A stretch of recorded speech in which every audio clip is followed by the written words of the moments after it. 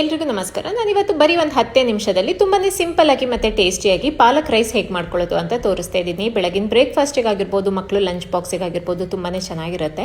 ಮೊದಲಿಗೆ ಒಂದು ಮಿಕ್ಸರ್ ಜಾರ್ಗೆ 1 ಕಟ್ಟಿನಷ್ಟು ಪಾಲಕ್ ಸೊಪ್ಪು ಹಾಕೊಳ್ತಾ ಇದ್ದೀನಿ. ಹಾಗೆ ಒಂದು 6 ಹಸಿಮೆಣಸಿನಕಾಯಿ, 2 ತುಂಡು ಶುಂಠಿ, 8 ರಿಂದ 10 ಬೆಳ್ಳುಳ್ಳಿ ಹೆಸರುಗಳು, ಸ್ವಲ್ಪ ಕೊತ್ತಂಬರಿ ಸೊಪ್ಪು, ಹಾಗೆ ಸ್ವಲ್ಪ ನೀರನ್ನು ಸೇರಿಸ್ಬಿಟ್ಟು ಪೂರ್ತಿ ನುಣ್ಣಗೆ ಪೇಸ್ಟ್ ಮಾಡ್ಕೊಳ್ತಾ ಇದ್ದೀನಿ.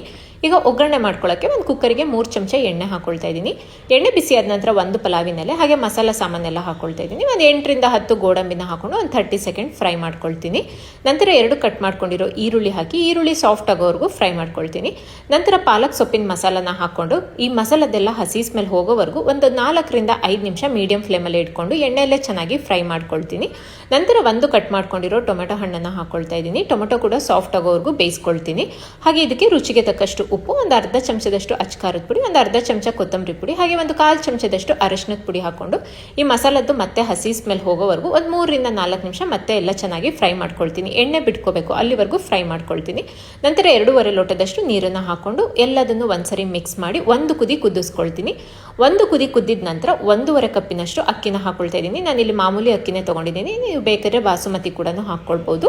ಇವಾಗ ಕುಕ್ಕರ್ ಲಿಡ್ನ ಕ್ಲೋಸ್ ಮಾಡಿ 2 ವಿಸಲ್ ಕೂಗಿಸ್ಕೊತೀನಿ. 2 ವಿಸಲ್ ಆದ ನಂತರ ತೋರಿಸ್ತಾ ಇದ್ದೀನಿ. ತುಂಬ ಚೆನ್ನಾಗಿ ನಮಗೆ ಪಾಲಕ್ ರೈಸ್ ರೆಡಿಯಾಗಿದೆ. ಒಂದ್ಸರಿ ಈ ರೀತಿ ಮೇಲೆ ಕೆಳಗೆ ಮಾಡಿಕೊಂಡ್ರೆ ಟೇಸ್ಟಿಯಾಗಿರೋ ಪಾಲಕ್ ರೈಸ್ ರೆಡಿಯಾಗಿದೆ. Thank you for watching.